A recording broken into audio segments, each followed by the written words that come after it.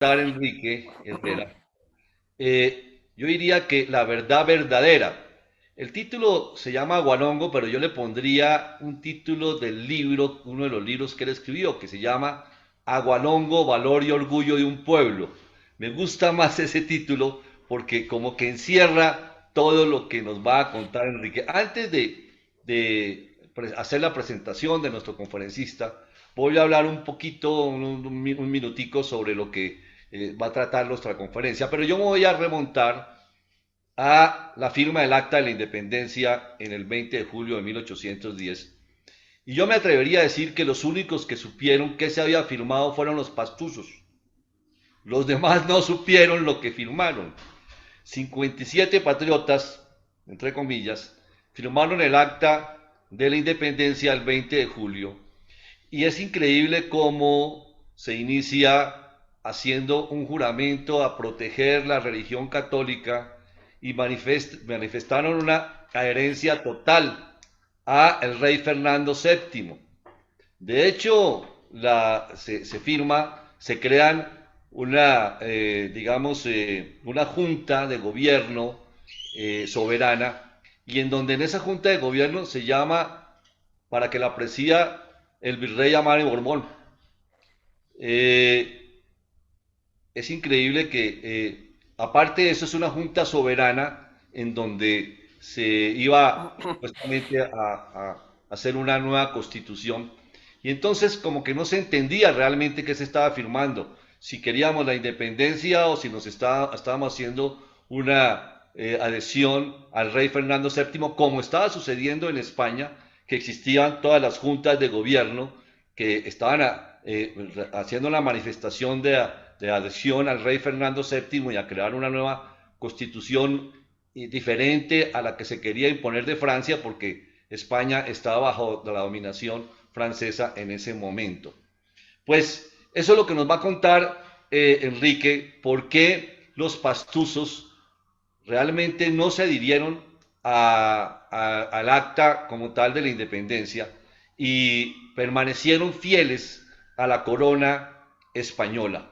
Una historia que no nos han contado muy bien y que por eso nos la va a contar hoy nuestro querido conferencista Enrique Herrera Enríquez, periodista, investigador, historiador, es integrante, miembro de número de la Academia de Historia de Nariño, también miembro de la Academia Nacional Heráldica, miembro de número, autor de muchos libros y ensayos.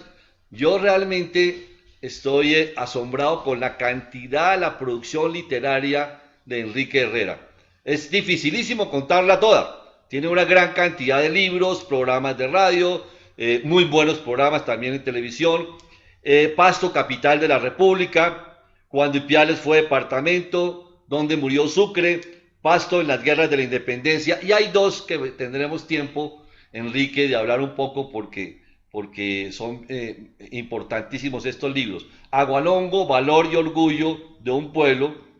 Bolívar en la historia de Pasto. Qué nombre, qué super título para poder hablar un poco de eso. Y el día en que las mujeres pastusas derrotaron a Nariño. Me parece increíble esto. No sé si parte de la música, ¿sí? La guareña, por ejemplo, que nota ese heroísmo de las mujeres pastusas, tiene que ver algo con eso. Pero bueno, diciendo esto, le damos la palabra a Enrique. Enrique, bienvenido. Este es tu casa, este es tu público y adelante. Para todos, pero muy buenas tardes. Para mí es altamente placentero poder una vez más estar en este importante programa que tiene tan alta sintonía a nivel del mundo. La otra ocasión que también se me invitó, hombre, alcanzamos unos récords bastante importantes. Por consiguiente, y como el tiempo apremia, creo que es interesante que vamos de una vez porque la historia es larga. Entonces, cuando uno habla del 20 de julio de 1810, tiene que remontarse en forma indiscutible a entender por qué se dio esta cuestión del 20 de julio acá en Bogotá. Eso no fue gratuito. Entendamos primeramente lo siguiente. Para 1808 había un tremendo problema de tipo sentimental en España, donde la madre de Fernando VII y esposa de Carlos IV, María Luisa de Parma, tenía un amante, que era Manuel Godoy. Y el tipo estaba también posesionado en la parte no únicamente sentimental de ella, sino en la parte política. Tanto que había dado permiso para que Napoleón Bonaparte pueda pasar sus tropas por el territorio netamente español para tomarse Portugal y así cerrar el paso por completo a la Gran Bretaña. Cuando Napoleón procede a tomarse España en forma pacífica de principio, se percata, se da cuenta de que estaba pasando ese aspecto que he dicho era un lío de faltas, donde doña María Luisa de Parma casi que monta como rey de España al amante, a Manuel Godoy. Y ahí es donde entonces el pueblo español se levantó. Esto siempre pasa en España, en cualquier parte, ¿no? Que el último o la última de afectado o afectada es quien sabe lo que está pasando. Y pues le dijeron, ¿cómo se le ocurre que vamos a montar a Manuel Godoy como rey de España cuando le corresponde al príncipe de Asturias, que era a Fernando VII? Ante ese aspecto, ¿qué sucede? Napoleón los manda a llamar a Bayona, Francia, y allá, en síntesis, obliga a que claudiquen, a que abdiquen a favor de Napoleón, y Napoleón entonces elige al hermano de él, a José Bonaparte, como rey de España. Ahí sí que fue la cuestión bastante grande para España. ¿Por qué? ¿Cómo iban a aceptar de que venga un francés directamente a gobernarlos? Y se crean las juntas patriotas. Entendamos que cuando hablamos de patriotas es de España. En aquel tiempo no existía Colombia, no existía Venezuela, no existía Ecuador, ni Perú como repúblicas. Entonces la patria era España. Y ordenan de que se creen varias juntas en todas las provincias que tengan que ver con España, con 3 puntos a defender. Punto 1, sumisión, doblegamiento, vasallaje, reconocimiento a Fernando VII. ¿Para qué? Para combatir al usurpador, a José Bonaparte. 2, reconocimiento como única a la religión católica. Era natural. Venían los libres pensadores y eso perjudicaría notablemente a la Iglesia Católica. Y 3, guerra frontal contra Francia. Yo he dicho hoy en día que ya nosotros no podemos mentir y que nos mientan. Las gentes que pasamos de 60 años, nos tocó la época de estudio que era el libro, el maestro o profesor y el libro de apuntes, no más. Hoy en día eso ya pasó de historia. Los muchachos, las muchachas, con internet, si en verdad no es 100% verdad, pero hay gran parte de documentos oficiales. Ellos ya estudian. Entonces, hoy en día uno busca el acta de Chuquisaca, que es hoy Ciudad Sucre en Bolivia, el acta de La Paz, también en Bolivia. Pero vámonos lo más cercano. El 10 de agosto de 1809, aquí en Quito, que tiene que ver mucho con Pasto y también pues con Santa Fe de Bogotá. El 3 de julio de 1810 en Cali. El 20 de julio en Santa Fe de Bogotá. Y encontramos que en esas actas están los 3 puntos que estamos comentando, que ya nuestro amigo que es Carlos manifestó, los que tiene el acta allá de Bogotá. Entonces, ese cuentico aquel de que fueron unos próceres súper inteligentes los que se reunían, ese es puro cuento. a ellos sí se reunían a charlar, a la parte tertulia, a la bohemia. Pero entonces les llegó de papaya esta cuestión en el caso de Santa Fe de Bogotá. Lo de Quito. En Quito, ¿cuál fue el pretexto? Que supuestamente ya había un contingente naval francés que iba a tomarse a Guayaquil y por consiguiente bajarían para Quito. Y allá tenían de que el rey Ruiz, el presidente de la Real Audiencia de Quito, era un hombre ya de 75 años, estaba ya muy viejo, que por consiguiente no era ninguna garantía. Pero ustedes leen el acta, entre comillas, llamada de independencia, de lo que se conoce como la Luz de América, pues que fue el primer grito de independencia, una farsa. Los bandos, o lo que decimos los comunicados de prensa, todos ellos directamente defendiendo a Fernando VII, atacando a Napoleón y por consiguiente al hermano de él, que era a José Bonaparte. Pero concentrémonos más directamente en lo de Bogotá. La gente que defiende el 20 de julio de 1810 como de independencia, que nos explique, punto uno, si ya éramos independientes el 20 de julio, ¿por qué el 21 y 23 de julio de 1810 lo primero que se ordena es que se ponga un tremendo retrato de don Fernando VII para que presida las importantes reuniones de Santa Fe de Bogotá? Si ya éramos independientes, que expliquen por qué motivo el escudo que se hizo en homenaje a ese acto es de total sumisión. En síntesis, es el que tiene ahora Funza, ahí cerca de Bogotá.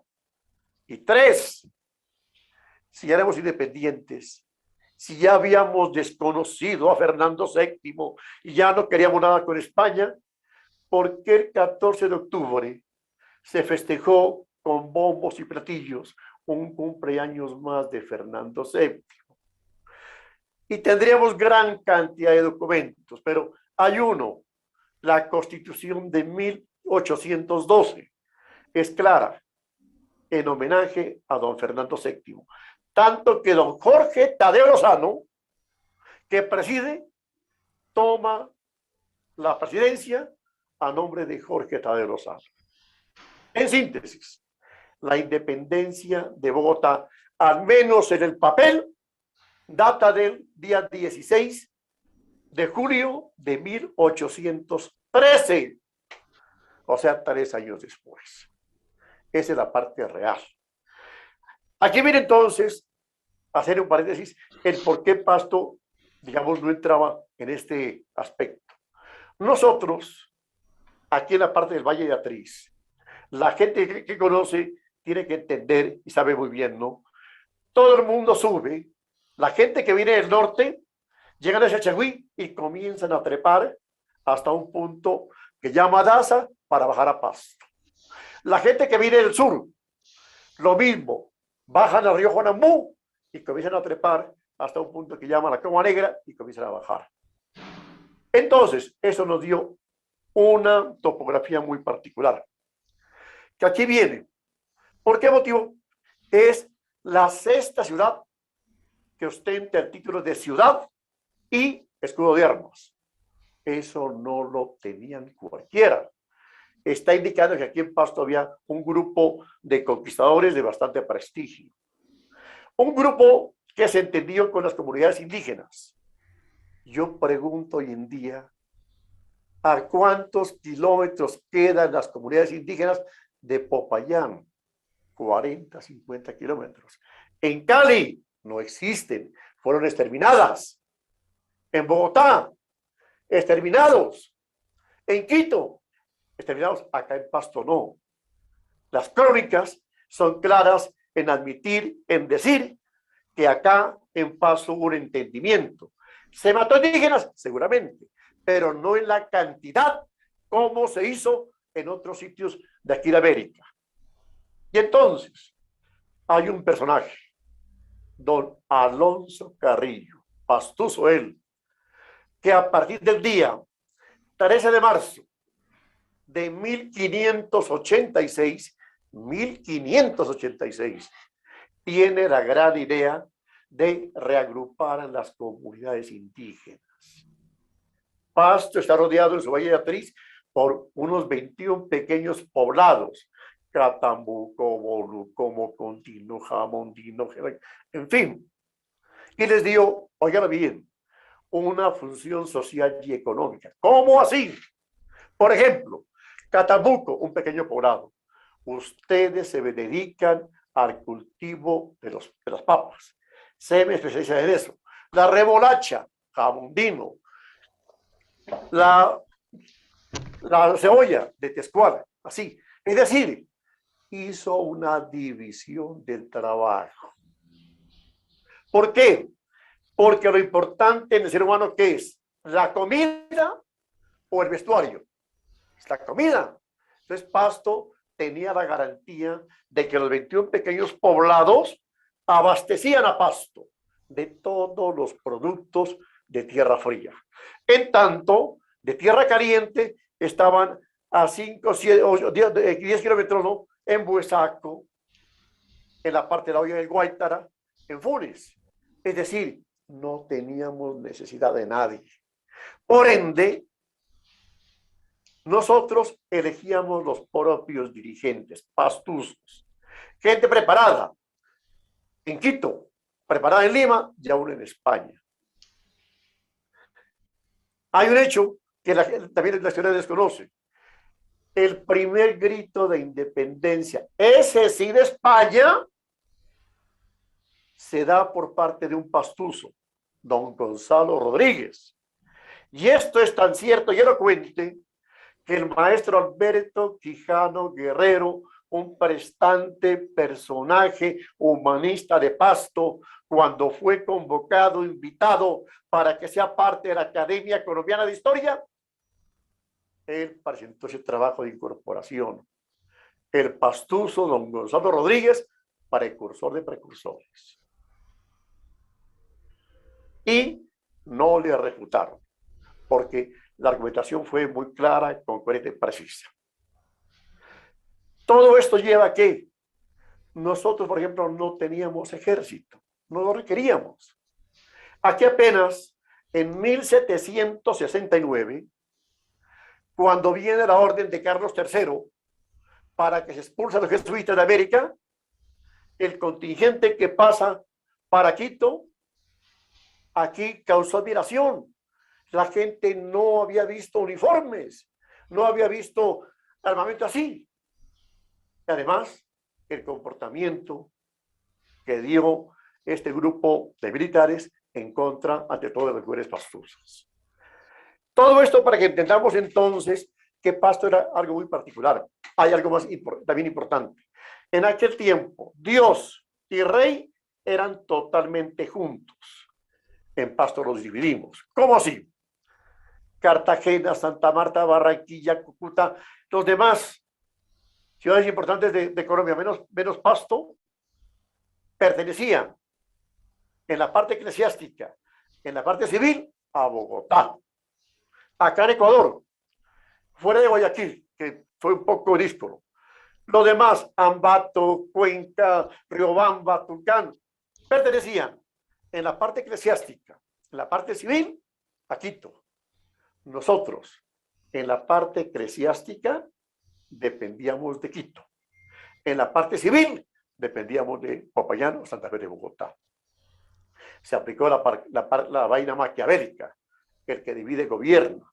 Y eso era para qué? Cuando nos convenía en la autonomía que siempre defendimos. Si era de Quito, somos quiteños. Si era de Popayán, somos de acá de Popayán. Son aspectos que es importante que la gente lo destaque. Entonces, insisto, en la parte escrita, la independencia en Bogotá es el día 16 de julio de 1813. ¿Cómo tenemos que ver? Con Quito no fue el 10 de agosto de 1809, sino el 29 de mayo de 1822, después del triunfo contundente de Sucre frente a Melchor Aymerich, allá en Quito, en la batalla de Pichincha. Ya Pasto lo atacan los quiteños en 1809 y Pasto tiene que armarse un ejército, unas milicias, porque vuelvo a repetir, nosotros no teníamos ejército, no requeríamos. ¿Qué diferencia hay entre el miliciano y el soldado? El miliciano va a pelea y vuelve a su casa, vuelve a su hogar. En cambio, el soldado va a pelea y vuelve al cuartel. En Pasto se organizan unas milicias para defendernos, porque los quiteños de una vienen a someternos, a quitarnos esa autonomía que yo siempre recalco que tenía, que es Pasto frente a las demás ciudades. En ese caso, frente a Quito y frente a Popayán. ¿Qué pasó? La gente entonces, frente a una carta que suscribe el Marqués de Selva Alegre, presidente de la Junta de Quito, ¿no?, invitando para que Pasto haga parte de los monarquistas quiteños, no los patriotas quiteños. Ellos estaban defendiendo a Fernando VII, atacando al señor José Bonaparte. Entonces se da el 16 de octubre, ¿no?, que muchos historiadores dicen la primera batalla de independencia. No es cierto. Es confrontación entre los monarquistas quiteños y los monarquistas pastusos. Los monarquistas, por no quererse dejar someter de Quito, que ellos querían de que seamos parte totalmente integrante de ellos, ¿no? Simplemente queremos seguir siendo parte eclesiástica. Los derrotamos. Pero viene una fecha que es fundamental. 22 de septiembre de 1811. Es decir, 2 años antes de que proclame la independencia Santa Fe de Bogotá y 11 años que lo proclame Quito. ¿Por qué vienen? Don Miguel Tacón, que era gobernador de Popayán, cuando tiene conocimiento de los acontecimientos del 20 de junio en Bogotá, tiene miedo y envía para Pasto, óigalo bien, 1.200 libras de oro, que son escondidas aquí en Pasto, en un convento, en un templo. La gente que conoce a Pasto sabe que el centro es lleno de capillas, de templos, de conventos, porque aquí la parte religiosa es la que fundamentalmente ha dominado esos sectores. Y entonces, para el pastuso, un templo, un convento es algo sagrado. En esa época mucho más, ¿no? Don Miguel Tacón, ¿qué quería? Luego sacar la plata a Túquerres, a barbacoas, y se volaba. Entonces, tras esas 1.200 libras de oro, es que vienen 2 ejércitos. 5.000 hombres desde Quito, con la venganza que tenían por la derrota que hubo en 1809, aquí en Chapatepones, y los quiteños, perdón, los caleños, al mando del monarquista. Señores caleños, don Joaquín de Caicedo de Cuero no fue ningún patriota, fue un monarquista. Él lo dice en las cartas que le escribe a su pariente, don Tomás de Santa Cruz, que vivía aquí en Pasto. Sé que nos tildan con el señalamiento de que somos insurgentes, subversivos. No, entregamos nuestro corazón, nuestra alma a Fernando VII. ¿Qué pasó? Los quiteños llegaron de primeros y encontraron a qué pareció el tesoro. El documento de convocatoria de Quito es claro. Todo cuanto se encuentre en el trayecto entre Quito y Pasto va a ser repartido en partes iguales entre el contingente que va para Pasto y tenga este fusil. Esta gente no vendría, doctor Rodrigo Llano, deme permiso para buscar en su casa. No, con violencia. Y están los registros de cómo el 22 de septiembre de 1811 los quiteños entraron a sangre y fuego. Porque ellos sabían de que estaba en un convento, pero con tanto convento, con tanto templo, con tanta capilla, no sabían, y comienzan a violar nuestras mujeres, nuestras niñas, las señoras, matar a los muchachos.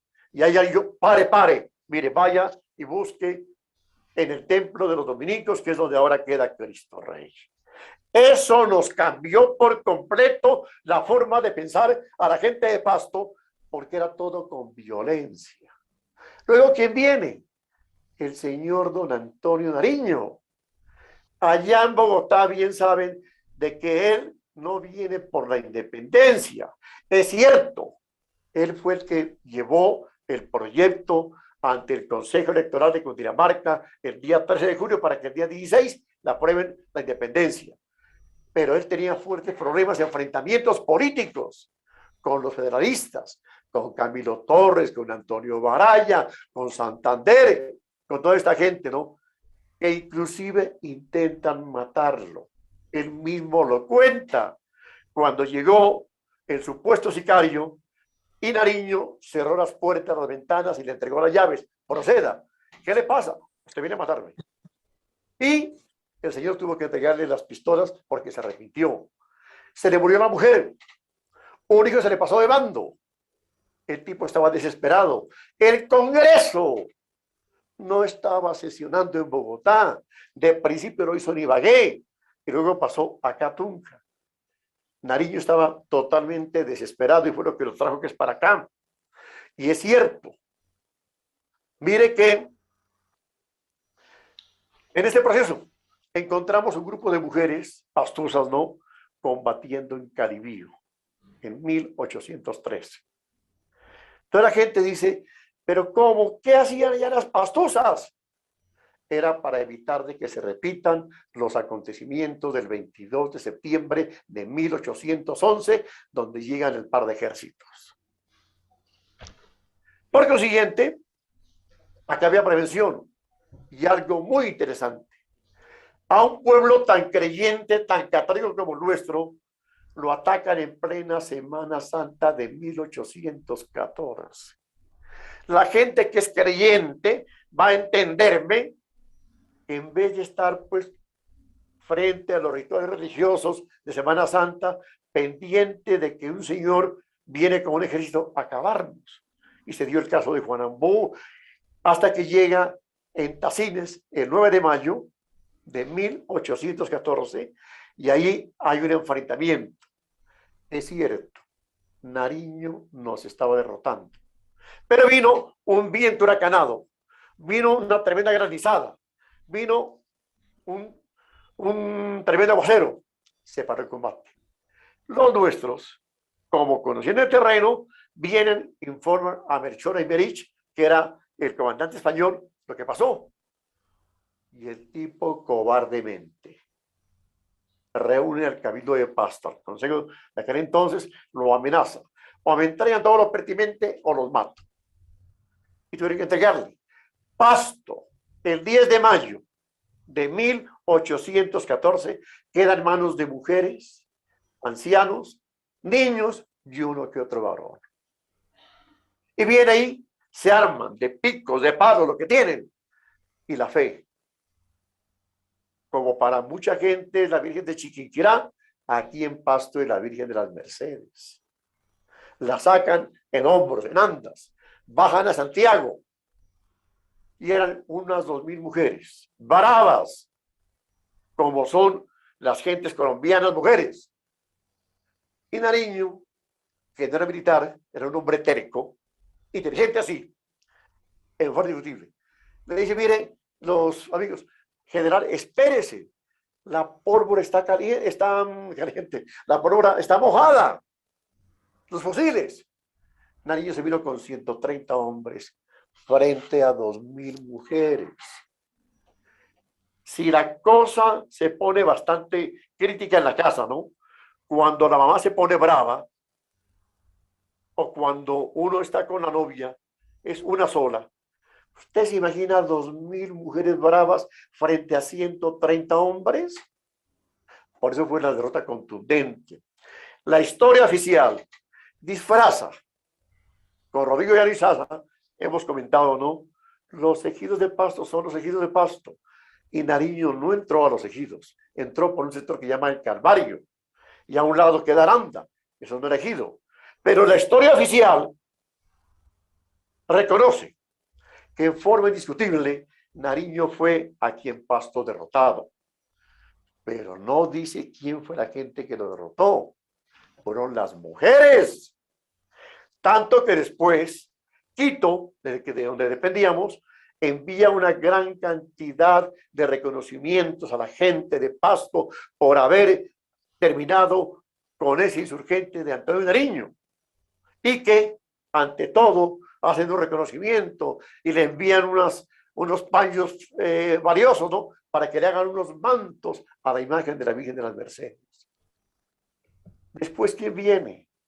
Alejandro Macaulay, un aventurero, un enamorado, que allá en Maracaibo se conoció con Claudina Montes, la hija de don Toribio Montes, que era el presidente de la Real Audiencia de Quito.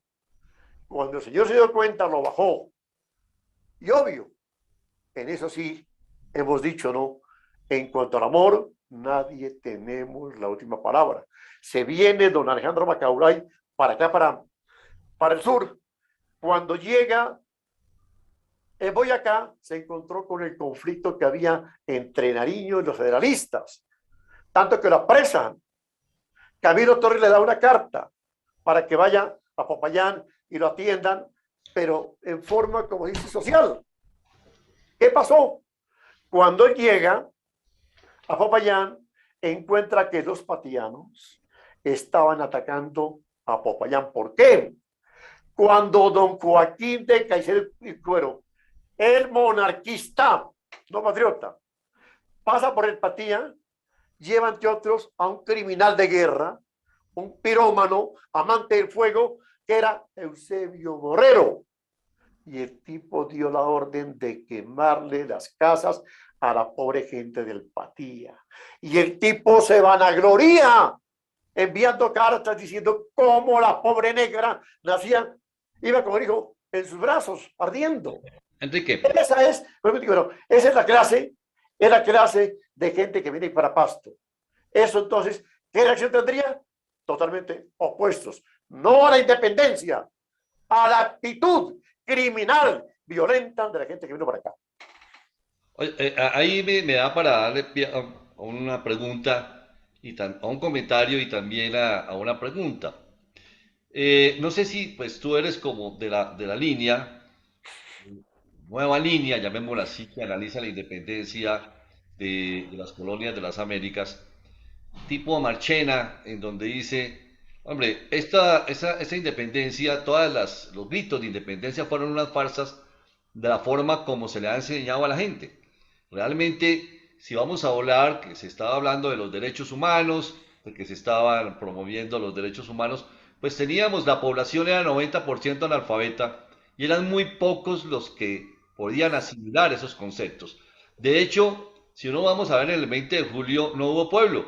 El 20 de julio, en el acta de independencia se hablaba de que había 9.000 combatientes listos, pero no había pueblo. Todos los que firmaron eran la élite española, como dice Marchena, que esta fue una independencia por 17.000 españoles que aprovecharon un momento de loco, que se pasó de suerte loca, como decía Bolívar, en donde, pues, para obtener una serie de oportunidades, e incluso hay historiadores venezolanos donde dicen que Bolívar aprovechó, fue un momento, digamos, convirtió una pelea interna entre los Claro. grandes gamonales y tuvo la Manzanos. inteligencia de volverla una pelea por independencia cuando no existían las condiciones ni los deseos de una independencia de España realmente. No habían las condiciones aquí eso es, digamos, que ver. Pero en medio de todo eso, yo sí quería, tú acabas de cerrar con una conclusión, que decías, nosotros no era que no estuviéramos en contra o a favor de la independencia, sino quienes vinieron aquí digamos, como a invadirnos. Aclaremos eso. Pasto estuvo a favor o no de la independencia de la Nueva Granada, o la independencia, digamos, de las colonias que teníamos, o era totalmente en contra de crear una naciones independientes y más bien lo que estaba apoyando era los movimientos como en España, que estaban existiendo esas provincias que querían independizarse, era de Francia prácticamente. ¿Cuál era la posición concreta de Pasto? La forma tan violenta en que esta gente vino a Pasto, ¿no? Cuando todavía no se hablaba, se podía hablar de independencia. La independencia, repito, recalco, insisto, Bogotá, 16 de julio de 1813. La de Quito, 29 de mayo de 1822. Y a Pasto lo atacan el 16 de octubre de 1809. Ok, El 22 de septiembre de 1811. Cualquier pueblo del mundo tenía que defenderse de las agresiones. Un mundo que, vuelvo a repetir, era totalmente en armonía nosotros. Ahora, hubo actos rebeldes, por ejemplo, el 24 de junio de 1781, el mismo año de marzo de los comuneros de Santander, aquí en Pasto viene un delegado, un enviado del gobierno de Popayán a imponer unos tributos. Pero nosotros estábamos en las festividades del santo patrono, que es San Juan Bautista. La gente le dice, mire señor, hoy no es conveniente, ¿cómo se le ocurre? Pero vemos, ¿no?, que nunca faltan los tercos, ¿no? Y el tipo trata de imponerse. Obvio, pues lo sacaron corriendo de la Plaza Mayor de Pasto. El tipo se refugió en el Colegio de Jesuitas y al otro día sale para Catambuco y fue muerto. Entonces, no es que Pasto, digamos, yo eh, quería hacerte una pregunta. sí, Digamos, la guerra a muerte de Simón Bolívar, que dejó 1813, 13. 1813, ¿cómo fue recibido ese decreto en Pasto? Pues para aquel entonces, digamos, muy difícil, ¿no?, que la gente que desconozca ese aspecto porque era tan distante, ¿no? La parte de nosotros, después de Nariño, después de Alejandro Macaulay, ya viene Bolívar. ¿Por qué? Cuando firma el 26 de noviembre, si no estoy mal, de 1820, allá en Trujillo, con Pablo Morillo, recuerde que, entre otros puntos, se acordó que se enviarían dos comisionados, uno de Bolívar y otro de parte de Pablo Morillo, ¿no? Y donde vayan ellos llegando, automáticamente reconocerían la posición que se tenía. Por ejemplo, el Socorro, digamos, estaba con la tropa netamente que defendía al rey. Eso era un territorio del rey. El Carmelo era una parte que es que tenía gente que estaba en contra del rey. Entonces ahí, ¿qué hizo Bolívar? Le dio la orden a Santander para que le envíe a Manuel Valdés, general Manuel Valdés, que estaba acá en la línea del Mayo, para que avance lo más que pueda. Así sea que llegue únicamente con sus escoltas. Y el señor se vino y fue derrotado en un sitio que se llama Genoy el día 2 de febrero de 1821. ¿Sí? Ahí se comienza a conocer cuál era la cuestión de Bolívar. Uh -huh. ¿Sí? A partir de lo del Tratado de Trujillo, que lo firma Pablo Morillo, que lo firma también el señor general Simón Bolívar. Y después fue que ya vino. Ahora, es importante lo siguiente, ¿no? El tema es Aguarongo. En todo lo que he comentado está Aguarongo. Aguarongo es un nombre que pudo bien ser Rosero, Llanos, Carlos Ama, en fin, fue el personaje que entendió y comprendió que había que defender su gente de las agresiones, que vuelvo a repetir, acá se vino a sangre y fuego, los quiteños por 2 veces, los caleños, ¿sí? Entonces, la gente estaba prevenida a defenderse, como lo haría cualquier pueblo del mundo. Entonces, en tanto no definamos muy bien la cuestión de que es una farsa, lo del 20 de julio de 1810, la gente seguirá con esa historia en que los pastusos no queríamos la independencia. La teníamos, lo éramos casi que autónomos. ¿Sí? Nos tocó fue defendernos. Es, en síntesis, la parte pertinente a la que se puede comentar respecto a por qué Pasto inicia. Y luego, obvio, ya viene la comparación. Mire, hoy en día, no es extraño, ¿no? Que mucha gente donde tuvo dominio las FARC, ellos los recuerdan, ¿por qué? Porque ya se vivía otro mundo. No había delincuencia. En cambio, hoy en día, la delincuencia es por todas partes de Colombia. Acá lo mismo. Nosotros en el tiempo con Fernando VII no teníamos problemas con España. Era un rey ausente, allá lejano. Y eso fue lo que entonces los llamados libertadores trataron a sangre y fuego de llevar a efecto el dominio sobre Pasto. De que cuando viene Bolívar, ya la gente no creía en nada. El señor Alejandro Macaulay, que lo postulan como que es como militar, ¿no? Él simplemente iba a ver la novia o la amante allá en Quito y le entregan un ejército. En aquel tiempo, Pasto tenía 400 presos y eran 8.000 habitantes. ¿Se imaginan esa tremenda carga económica? Entonces, cuando ya viene, le entregan, pero una condición: usted se me devuelve para Popayán. El tipo incumplió el pacto. Dice que le colocó a los caballos, a los cascos, unos trapos, que para que no lo escuchen. Cuando llega a Catambuco, vía al sur, ya estaba la gente nuestra. ¿Usted dónde viene, señor? Usted debe estar hacia el norte, por Buesaco, por Guanamú. Eso es lo que la historia no ha contado para poder entender y comprender la actitud de la gente de Paz. Enrique, ahora vamos a tener un intermedio para unos anuncios, pero voy a dejar como unas preguntas para la próxima, para la segunda parte. Tú has soltado unos bombazos muy importantes. El primero es,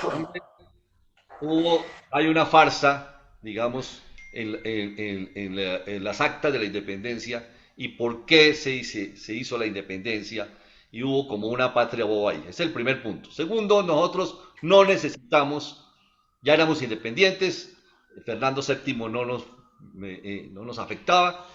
Yo quiero preguntarte por qué se cree que Pasto ya era independiente, qué los hacía independiente, qué los hacía vivir felices en un estado pro España, llamémoslo así. Esa es la segunda pregunta. Y dejemos ya, para rematar, si te parece, toda la vida y la historia, digamos, de Agualongo, tan importante, que lo combatieron todos. Lo combatió Flores, lo combatió Córdoba, Sucre, Obando. todo el mundo. Obando lo combatió Mosquera. Eres, Mosquera. Todo lo combatieron. Un personaje que verdaderamente es emblemático. Entonces le doy la palabra a nuestro presidente Carlos Moreno, que nos va a hacer unos interesantes anuncios y volvemos para resolver estas inquietudes. Muchas gracias. Carlos, adelante. Muchas gracias, Enrique. Muchas gracias. Aquí fascinado oyendo esta historia fantástica. Bueno, como de costumbre, para poder oír todo esto, para poder hacer esto, tenemos que contar con ayudas. Entonces los invitamos en esta época navideña a que nos ayuden con el bono solidario que vale 150.000 pesos. Esto es sencillamente para poder hacer estas transmisiones, estos eventos, todos los que hacemos. Cuenta de vivienda 47 32 69 99 40 33. Por favor, entonces eso, contamos con esa ayuda de ustedes. Tenemos además de eso en nuestro libro que esperamos, es una época esta de Navidad espectacular para regalar un libro tan interesante como este, que pasa por los distintos temas de Antonio Nariño, por los temas de la parte de inteligencia artificial, por la parte del Big Bang, por la parte del Pacífico colombiano, por Gonzalo Jiménez de Quesada. Es un libro que tiene tantos temas que es un libro valiosísimo para tenerlo y es una oportunidad interesante para que lo regalen en esta Navidad. En esta Navidad se puede regalar y tenemos una promoción navideña para que le den a sus amigos, a sus empresas, 5 libros con un 10% de descuento, 15 libros o más con un 15% de descuento. Los precios son 60 pesos IVA incluido, envío más envío a la consignación a Bogotá, 8.000 pesos o 14.500. Esta es una oportunidad para regalar este libro, porque estamos buscando regalos. Un interesante libro para tener en toda colección de todas las bibliotecas. Estamos ya preparando el festival. Bueno, estamos, ¿cómo puedes ayudar? Hay una promoción en la cual tenemos el bono solidario más el libro en 200.000 pesos. Entonces nos ayudan así doblemente. Libro más bono solidario, que costaría independiente más de 200.000 pesos, serían 200.000 pesos. Sigamos adelante. Estamos presentando, ahorita el jueves 9 de diciembre, seguimos en el Salto de Tequendama, del Museo del Salto de Tequendama. Los que tuvieron la oportunidad de ver la primera conferencia o la primera parte de esta conferencia, Fundación Granja Ecológica del Porvenir, que hace, que es el que maneja la Casa Museo de Tequendama, se han dado cuenta o vieron la historia fantástica que hay alrededor del Salto de Tequendama, este sitio paradisiaco que al sur de Bogotá, donde se hacían los almuerzos campestres de las familias bogotanas de muy distintos siglos y de muy distintos temas en que iban allá, y además las historias con todas sus leyendas, porque cuando decía que la gente se iba a botar del Salto de Tequendama, eso tiene la gente que efectivamente allá está, pero además es un sitio de verdad hermoso para visitar, y la recuperación que ha logrado hacer la Casa Museo de Tequendama es una recuperación fantástica, inclusive con un fallo del Consejo de Estado en el cual permite que las aguas salgan a la fuente del Salto, y el Salto se vea en todo su esplendor, cosa que es fantástica, que además sirve, todos lo sabemos, por aireación, como un sistema de recuperación de las aguas y ese manejo de aguas que hay. Entonces, realmente, Salto de Tequendama, lo esperamos jueves 9 de diciembre a las 6 de la tarde. Dentro de 8 días, nuestra última conferencia de este año, el doctor Carlos Rodado Noriega, miembro de la Academia Colombiana de Historia, con la moderación de Mariela Vargas, Historia del idioma español. Es una fantasía oír hablar a Carlos Rodado sobre este tema, en la cual nos cuenta toda la historia que es de nuestro idioma tan hoy dicen algunos que el segundo, que el tercero más hablado del planeta Tierra. Este es un fantástico tema para oírlo hablar en voz de Carlos Rodado Noriega, excelente historiador. Dentro de 8 días los esperamos a las 4 de la tarde. Bueno, eso es, recordarles que hicimos el programa para el año entrante, tenemos ya listo el comité académico, preparado un espectacular programa para nuestro 5º Festival Internacional de Historia, que se realizará en Villa de Leyva, 9, 10 y 11 de septiembre. Otra vez tendremos oportunidad de reunirnos en las calles empedradas de ese municipio colonial que se conserva original, en el cual compartiremos en 3 salas o 4 salas simultáneas toda la historia y todas las historias de diferentes conferencistas. 3 días fantásticos, llenos de historia, donde estaremos además compartiendo con amigos en esos restaurantes maravillosos que hay en Villa de Leyva. Muchísimas gracias y los esperamos allá, y esperamos que nos ayuden con todos estos programas. Muy amable. Doctor Enrique, adelante, por favor. Las preguntas, ¿no? Bastante interesantes. Ya manifesté. La cuestión de Pasto defendía una autonomía porque, pues, las circunstancias topográficas, lo que hemos comentado, éramos un sector aislado, ¿no? Distante de Quito, distante de Bogotá. Entonces, todo eso nos llevó a una autonomía, eligiendo nuestros propios dirigentes. A diferencia, en Cali, les mandan de España, en Bogotá mandan de España, en Quito mandan de España. Entonces, eso es interesante para que podamos entender la cuestión nuestra. Y lo que vuelvo a insistir es que ese acto que hizo Alonso Carrillo, a partir del día 13 de marzo de 1586, le dio garantía a la gente. Teníamos la comida en abundancia. Uno, cuando lee las crónicas, ¿no?, de la gente que viene por acá, lo primero que se admira es un tapiz de retazos. Como dice el poeta nuestro, oriundo de La Unión, el verde de todos los colores, porque habían de toda clase de productos agropecuarios. Por consiguiente, no había por qué preocuparse. La preocupación surgió. Ahora, ya frente a la violencia de que fuimos objeto, tocaba defenderse. Lo haría cualquier pueblo del mundo. Y en esto tuvo que ver, en todo lo que hemos narrado, Agualongo. Él estuvo en Chapal de Funes, peleando contra los quiteños. Estuvo también acá el 22 de septiembre, defendiendo la ciudad de ataques de Cali y de parte de acá de esto, ¿no? Y viene un aspecto que, por ejemplo, hoy en día, ¿no? Ciertos personajes, ¿no? Dicen, ¿de dónde acá? Agualongo dice que capitán o teniente general. La pregunta mía es, a los historiadores, ¿de dónde obtuvo Bolívar los títulos que él obtuvo? En la guerra, en el combate, Santander, Obando, Córdoba, todos eran la guerra. Recordemos, en Colombia apenas en 1907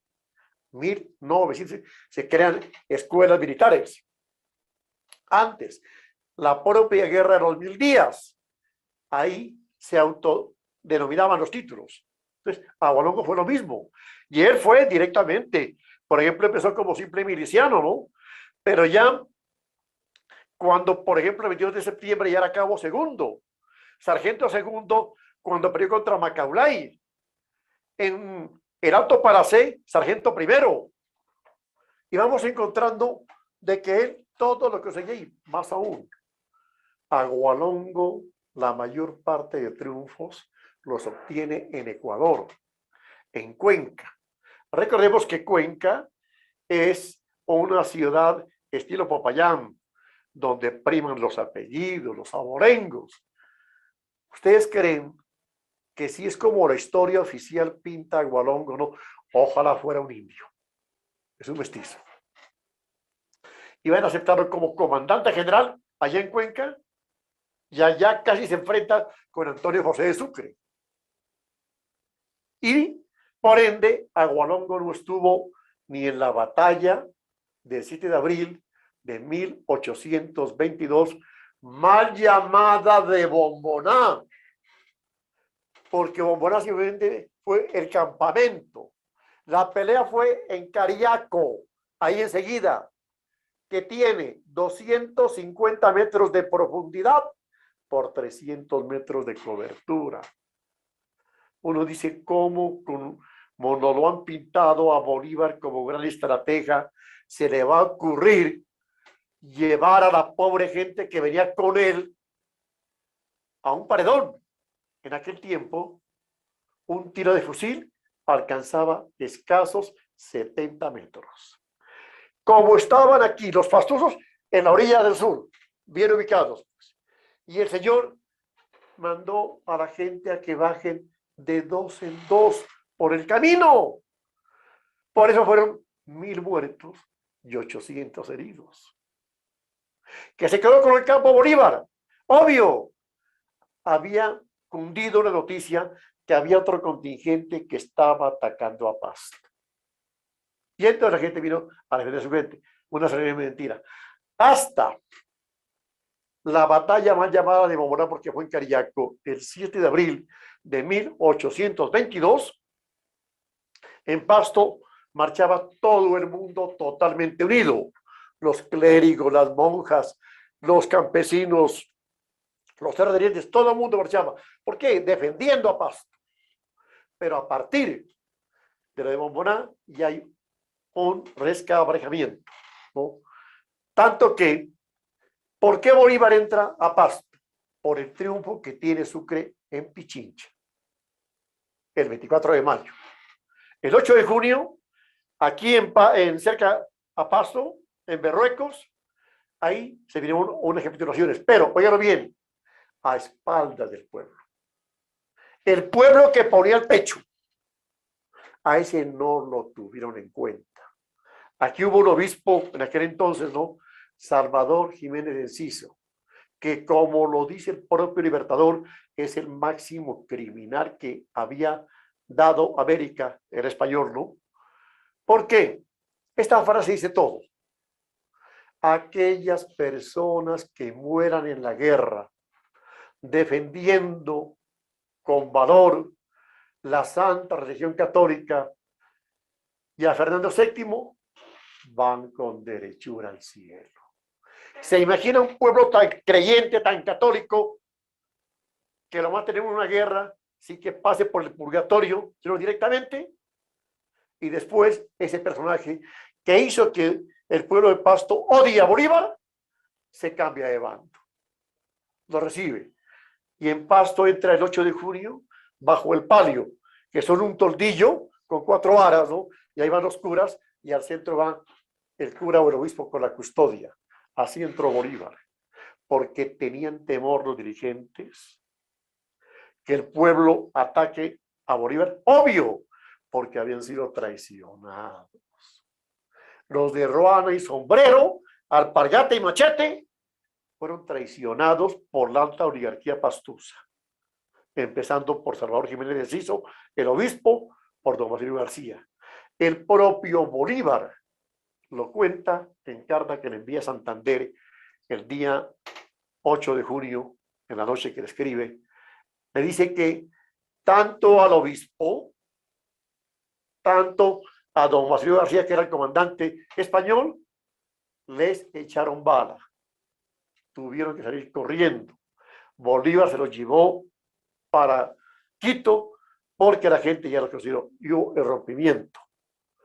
Entonces, ahí viene Agualongo, que había triunfado allá en la parte de Cuenca, y se percata, se da cuenta de la traición de que había sido objeto el pueblo. Y comienza entonces a organizarlo, y viene la cuestión. El 24 de noviembre envía a Antonio José de Sucre con 3 ejércitos, 2.000 hombres, y los derrotamos en un punto que llama Taindalá, un mes antes. Después le manda 2.000 más. Pasto tenía 8.000 habitantes y le llegan cerca de 8.000 hombres armados. Entonces, ¿qué pasó? Que obvio, entraron a Pasto a sangre y fuego. Yo a Bolívar no lo condeno cuando se enfrenta con gente armada, pero el 24 de diciembre de 1822 lo hizo contra la población civil. ¿Que él no estuvo? Cierto, no estuvo, pero hay gran cantidad de documentos donde le está dando las órdenes a Sucre, porque recordemos, Bolívar era de los que planeaba la cuestión, pero en ninguna batalla iba al frente. Él iba a retaguardia con 2 bestias. En caso de que vaya perdiendo, salía corriendo. Por ende, Carlos Marx, en el estudio que hace sobre Bolívar, le llama el Napoleón de las retiradas. ¿Por qué lo dio contra Pasto de Bolívar? Fue la única ocasión que tuvo que regresarse más de 150 kilómetros. Porque ya derrotado allá en Cariácono, más llamado Bomboná, el tipo hace 3 peticiones. Punto 1, que le permitan pasar a Quito, porque él lo que estaba interesado era la charla con José de San Martín. Dijeron que no. 2, dice que quería pasar por Pasto, tal cual caballo de Troya. Pues tampoco. Tiene que devolverse por donde vino. Y entonces de Consacá, que llama al municipio donde queda Bomboná, tuvo que devolverse para Santoná, tuvo que venir un punto que ahora llama, era Chaguarrama, ahora en Nariño, de ahí para al Peñol, del Peñol, perdón, al Tambo, del Tambo al Peñol, pasar de Conambú, Taminango, La Unión, Espatía, y se ubica en lo que hoy llama Ciudad Bolívar. Eso es lo que Bolívar nunca perdonó, porque fue la única parte que le hicimos retroceder. ¿Por qué? Por la forma tan agresiva como él vino, y tenemos que defendernos. Entonces, en todas las batallas, en todos los combates... Enrique, ¿me permite hacerte una pregunta sobre claro, ese tema? Claro. Estamos hablando, sí, en efecto, de la gran Navidad Negra, ¿no? Pero miremoslo también desde el punto de vista estratégico. Se ha pensado siempre que Pasto, ¿no?, quien dominara Pasto, dominaba la entrada al virreinato del Perú. Entrada al virreinato del Perú. Porque ahí era donde... Entonces, no había una condición estratégica de Bolívar que sí o sí tenía que dominar a Pasto para poder entrar en forma al virreinato del Perú. A Sucre lo envió de Buenaventura a Guayaquil. Él también, el 6 de enero de 1822, estaba preparando irse por el mar Pacífico a Guayaquil, sino que le comentaron de que había un contingente naval que no podía pasar y se vio obligado a venir para acá, para Pasto. O sea que sí tenía otras posibilidades, sino que ya fue la bronca, el odio tan profundo. Es que las frases de Bolívar son nefastas. Mire, yo los invito también a hacer mi propaganda, ¿no? Este es mi último libro. Bolívar desciende de su pedestal. Vea esa cara de un hombre totalmente agobiado, hecho frecos. Este es mi último libro, que ya algunos amigos, como mi buen amigo Rodrigo Llano y Sasa, lo tienen en Bogotá. Y ahí encontramos, por ejemplo, mire, solamente voy a leerles una sola frase para que ustedes entiendan lo que Bolívar pensaba de acá. Le envían una carta el 21 de octubre de 1825 a Santander y le dice: los pastusos deben ser aniquilados y sus mujeres e hijos transportados a otra parte, dando a aquel país a una colonia militar. De otro modo, Colombia se acordará de los pastusos cuando haya menor alboroto o embarazo, aun cuando sea de aquí a 100 años. Óigalo bien, porque jamás se olvidarán de nuestros estragos. Y esta otra belleza, vea. De regreso a Quito, con fecha 28 de junio de 1823, Simón Bolívar dirige una proclama a los quiteños y les dice: la infame Pasto ha vuelto a levantar su odiosa cabeza de sedición, pero esta cabeza quedará cortada para siempre. Esta vez será la última de la vida de Pasto. Óigalo bien. Desaparecerá del catálogo de los pueblos si sus viles moradores no rinden sus armas a Colombia antes de disparar un tiro. Creo que son frases muy directas, y aquí son unas. El tipo tiene como cerca de unas 25 o 30 frases en que nos manda a exterminar, a acabarnos, ¿no? ¿Por qué? Por el odio que nos cogió, porque aquí él no pudo. En últimas, ¿en qué termina Bolívar? Defendiendo lo que tanto atacó. Atacaba la monarquía, ¿no? ¿Y qué pasó en Bolivia? Cuando quería ser presidente vitalicio, con un consejo hereditario. ¿Por qué la cuestión del 25 de septiembre de 1828 allá en Bogotá? Porque Santander y los demás no querían de que Bolívar aplique en Colombia lo que ya lo había hecho en Bolivia. ¿Perdió tanto para qué? Para quitarlo a Fernando VII y quedar él como rey. Están los documentos. Por eso fue lo que se dio la cuestión septembrina en Bogotá, y de ahí tuvo que irse. Porque acá en Colombia ya no le comimos cuento por su vaina criminal, asesina, que él actuó. Vaya usted por qué motivo hoy en día en Perú odian a Bolívar. Por la forma de actuar que tuvo allá. Mezquina en muchos aspectos. Tanto que tuvo que salir del Perú y refugiarse acá en Bogotá. Y acá en Bogotá quería imponer lo de Bolivia. Son aspectos, insisto, que todavía toca estudiarlos, ¿no? Y en Colombia, mire, en nuestra época de muchachos, hasta hace unos 30 años, ¿no? ¿Qué pasaba? Era solamente una sola llamada a independencia, el 20 de julio de 1810. Pero ahora acabamos de celebrar otra independencia, con la batalla de Boyacá en el año 2019. Y apenas el 21 de octubre, los costeños. También era la independencia. ¿De dónde nace esa falsa vaina de independencia del 20 de julio?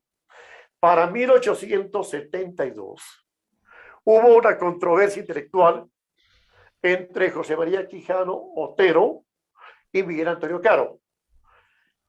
Quijano Otero era secretario del Congreso, muy amigo del presidente Manuel Murillo Toro. Miguel Antonio Caro, pues era de oposición, ¿no? ¿Y qué pasa? José María Quijano Otero defendía el 20 de julio tal cual como la farsa que nos han echado. Fue lo de Llorente y tanta vaina. En cambio, don Miguel Antonio Caro defendía el 16 de julio de 1813. ¿Qué pasó? Primó lo de siempre, la politiquería.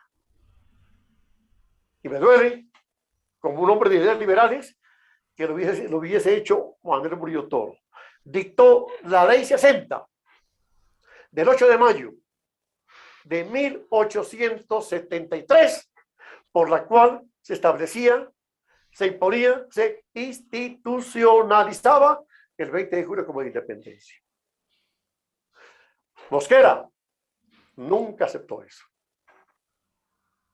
Para que veamos entonces que la historia en Colombia está por contarse. Hay dos cosas interesantes que quiero. ¿Cómo fue ese conflicto entre Agualongo y Mosquera? Dentro de esas peleas, ¿no?, en las que participa, que es Agualongo, él pensaba salir a la costa y de pronto bajar al Perú. Entonces viene, atraviesa, aquí en Pasto fue derrotado, salió para Chachagüí, de ahí salió para el Tambo. En el Tambo, mire, un hecho interesante, ¿no? Él fue casado. Y la historia habla de que fue divorciado legalmente. ¿Cómo entender este hecho de que hubo un divorcio legal en 1802? Pero ahí están los documentos. Entonces, él tuvo un hijo en el Tambo, llamado Manuel. De ahí que hoy en día, ¿no?, porque pues, ya podemos imaginar la tremenda persecución a esa gente, ¿no? El apellido Agualongo desapareció. Pero los García, los Gaviria y los España del Tambo y la parte de alrededor son descendientes de Agualongo, de su hijo que llamó Manuel Agualongo. ¿Sí? Son hechos que... Y de ahí sí, fue para Taminango, de Taminango, el Patía llega a un punto que llama el Castigo, ahí ya lo vio José María Obando, pero lo que continúe, se presentó la pelea, el combate en Barbacoas. En Barbacoas, un soldado de la gente que es de apellido Martínez, dice la historia, de que era de Agualongo, le pegó el famoso, que llama bazucazo a Mosquera, que las mandíbulas se las destrozó, ¿no? Y por ende quedó con el famoso mote o apodo del Mascachochas. Ahí fue el enfrentamiento que hubo ahí. Luego vuelve a Ejido, ya lo coge José María Obando, y mire, ¿en qué día? El famoso 24 de junio de 1824, cuando Pasto estaba conmemorando, celebrando el santo patrono, Agualongo fue retenido. Fue llevado a Popayán, él iba un poco patojo, ¿no? Esto lo cuenta un personaje que es británico que estuvo en Popayán, ¿no? Cuando la gente decía, pero ¿cómo? Ese personaje que va ahí tan pequeño, que era bajito, fue el que no estuvo y el tipo se les paraba. ¿Cómo les parece, no? Bueno, un momentico, que 3 días duró el juicio de Agualongo, 3 días. Y lo condenan a muerte. Absurdo. Y eso fue tan absurdo que desapareció el documento de juzgamiento. Sí, sí. Muere en el año de... ¿Cómo muere Agualongo? Fusilado en 1824, ¿cierto? Claro, lo lleva su antiguo compañero José María Obando, que recordemos, él fue convencido por parte del general Pedro León Torres, y en 1822, en enero, se presentó a Bolívar y le reconocieron los grados y entró a pelear directamente bajo las banderas de los republicanos. Y acá estaba un señor que es Ortega, lo recibió. De inmediato le enviaron unos comisionados, entre ellos el traicionero, ese infeliz obispo que llevó a este pueblo, ¿no? Para que pelee en contra de Bolívar y después se echó para atrás a pedirle. Y seguramente pues Aguanongo sabía y por eso no le hizo caso. Y él pidió, cuando ya fue condenado, que le permitan usar su uniforme de gala. No permitió que le venden los ojos, porque quería mirar de frente a la gente que había acabado con su pueblo, con su gente. Ese es Aguanongo. Por eso es Aguanongo, valor y orgullo de un pueblo. Sí, muchas personas piensan, y entre los que me cuento yo, o pensamos que si no hubiera sido por la rebelión de Rafael del Riego en En el España, año en España. exactamente, el 1 de enero de 1820 en Cabezas de San Juan, si hubiera venido un ejército español acá, suficientemente poderoso, y como no había detrás de la revolución verdaderamente pueblo, sino que había de alguna manera aristocracia, no se hubiera consolidado la independencia de, de la Nueva Granada. ¿Usted qué piensa de eso? Totalmente de acuerdo. Es que mire, Bolívar, Bolívar evidentemente, él tenía en contra al pueblo. Tomás Boves. Recuerde que Chávez le hizo un homenaje, un reconocimiento, porque Tomás Boves era el tipo que directamente manejaba, como se dice, a la gente baja, a los campesinos. Bolívar tenía, eran mercenarios, los irlandeses, en fin, el Rifles, batallón tan famoso, ¿sí? Bolívar era netamente una cuestión elitista. Entonces, sí, ciertamente, pues no fue el momento más oportuno, no, y la forma como actuó. Mire que yo pienso, de acuerdo con muchos historiadores, ¿no? ¿Cómo era América antes de que comience la independencia? ¿Vivían bien? ¿No? Pero después de la guerra, creo que hasta ahora estamos pagando esa cuestión de haber sido por completo arrasado nuestros campos, muerto nuestra gente. ¿Sí? Eso hay que analizarlo para poder evaluar cuál fue la cuestión. Ahora, de Bolívar, ¿cuál era el resentimiento que él tenía? Venía la familia de él 100 años atrás buscando un título nobiliario, duque o marqués, pero como se encontró que había una abuela, la Narváez, que era negra, entonces no se pudo. Ahí surgió el resentimiento de Bolívar contra España y las deudas que tenía con la corona. Entonces, eso también es importante. No es entonces tal cual como nos lo pintaron de inmaculado al señor Bolívar. No, era un hombre resentido y el resentimiento lo llevó a dejar arrasado los campos por donde él pasó. Enrique, cuando uno mira la estructura jurídica que tenía, la estructura jurídico-administrativo que tenía España en la colonia, uno mira que la Real Audiencia, que viene desde el año 1350 y tiene toda una estructura del derecho romano y desde antes de los romanos, de los griegos, pues tenía mucho bagaje. De hecho, la estructura de la Real Audiencia, que tenía estructurada, por ejemplo, una especie de fiscalía que se llamaba pues la alcaldía del crimen y que tenía, digamos, las alas o las cortes penales, la parte civil y que protegía a los indígenas eh, Claro, desde 1512, ¿sí? Con las leyes de Burgos.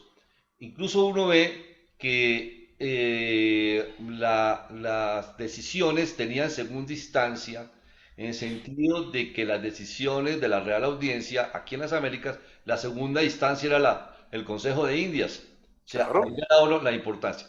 ¿Cómo funcionaba en el pasto de 1810 o antes de 1810, digamos de 1790, esa estructura administrativa de la colonia? ¿Cómo funcionaba la Real Audiencia? ¿Cómo funcionaban las Cortes el Consejo de Indias, ¿cuál era, si sentía verdaderamente la protección real hacia los indígenas en Pasto por parte de la corona?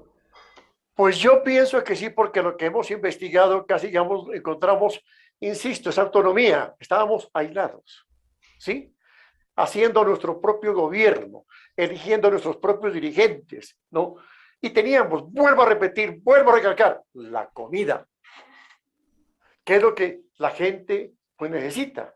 Entonces no había por qué preocuparse, había un entendimiento entre los españoles que estaban aquí en el sector urbano frente a la gente que estaba alrededor del Valle de Atriz, que hasta hoy en día existe. Y por ende, en las guerras de independencia, todos los pueblos, Catambuco, Genoy, Anganoy, todos entraron a defenderse, a luchar esa autonomía que estamos comentando, que la gente todavía no quiere entender, pero toca ver los documentos para que uno comprenda y entienda. Es que es muy distinto, por ejemplo, diga usted el caso de Cartagena con la Inquisición y tanta cosa, o la parte de que es de Lima o Quito, ¿no? Acá en Pasto era algo totalmente diferente, ¿sí? Y eso fue lo que nos llevó a la economía. Antes de despedirme, quiero también invitarlos. Yo en esos días saco un libro que también va a formar polémica. Llama Pasto, capital de la República. ¿Saben qué? Después de Santa Fe de Bogotá o Bogotá, la que más tiempo ha sido capital de la República es Pasto. Del 26 de julio al 31 de diciembre de 1862. Y fue la capital constitucional, porque el rebelde es Mosquera, que sale a Bogotá a tomarse a sangre y fuego, en tanto el gobierno de Mariano Ospina Rodríguez era el constitucional, porque estaba vigente la de 1858. Es un libro que también va a despertar bastante interés, porque, insisto, después de Bogotá, Pasto, 6 meses casi. Luego viene Ibagué, 12 días. Luego viene Tunja, 3 días. Ni Barranquilla, ni Cartagena, ni Cúcuta, ni Popayán, ni Cali, y otras importantes han tenido ese alto honor de ser capital constitucional de la República. Enrique, quiero hacerte un homenaje a ti y a Pasto, si me lo permites. Claro, con mucho gusto. Quiero, ahora que estamos en Navidad, colocarte una pieza musical, además para que todos queramos a Pasto, veamos lo lindo que es Pasto, y bueno, veámoslas todos y ya volvemos. Adelante, Carlos.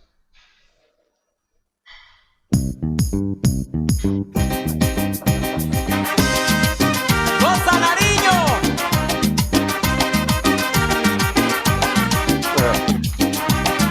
Homenaje.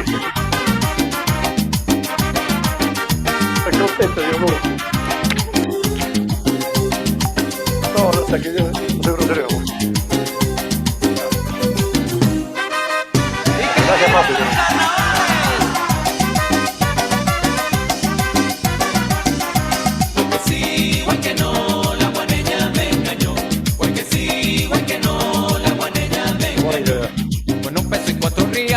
Se me fue y nunca volvió. Con un peso y 4 reales se me fue y nunca volvió. A Pandía me voy con los aires de mi canción. A Pandía me voy con los aires de mi canción. Llevándome la guaneña aquí dentro del corazón. Llevándome la guaneña aquí dentro del corazón.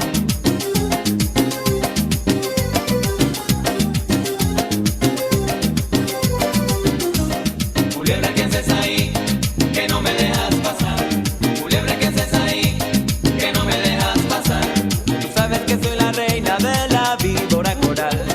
Tú sabes que soy la reina de la víbora coral. Te piso el rabo, culebra, y no me haces nada, culebra. Te piso el rabo, culebra, a la madrugada. Que te piso el rabo, culebra, y no me haces nada, culebra. Que te piso el rabo, culebra, a la madrugada.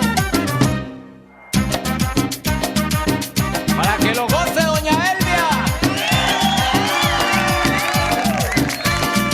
¡Mantecaña!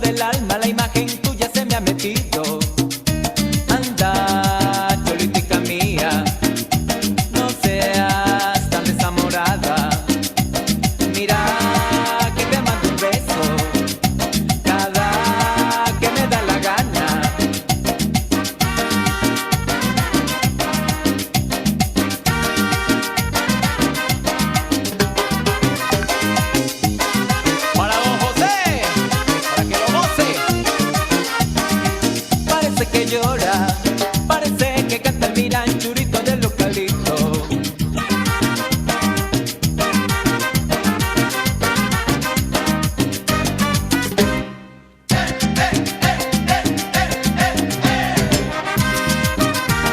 ¡Alegría, Nariño! ¡Ja! Bueno, ¿Qué pues digo yo? Emocionado. Me dejaron sin palabras, porque a uno como pastuso, como gente de acá del sur, esto de los carnavales es lo máximo, porque aquí nos expresamos con todo el fulgor, con la cultura. La gente que aquí ha estado bien sabe cómo es el colorido, las esculturas monumentales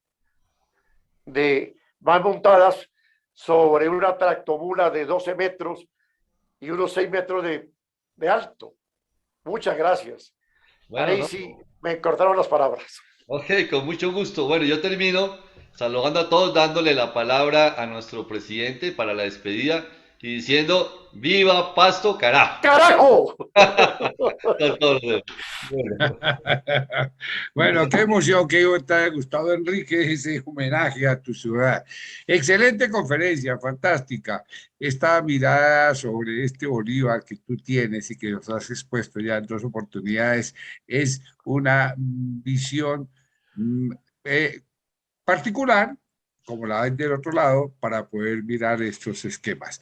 Tenemos planeado de pronto hacer un tardeando aquí en Bogotá presencial en el cual nos reunamos eh, a un historiador que hable de Bolívar como tú hablas y otro historiador defensor de Bolívar. Perfecto, Nos gustaría perfecto. mucho poder Claro. tener ese tema, porque la verdad vale la pena compartirlo y ver exactamente lo que las diferentes visiones que hay y que tenemos sobre ese tema.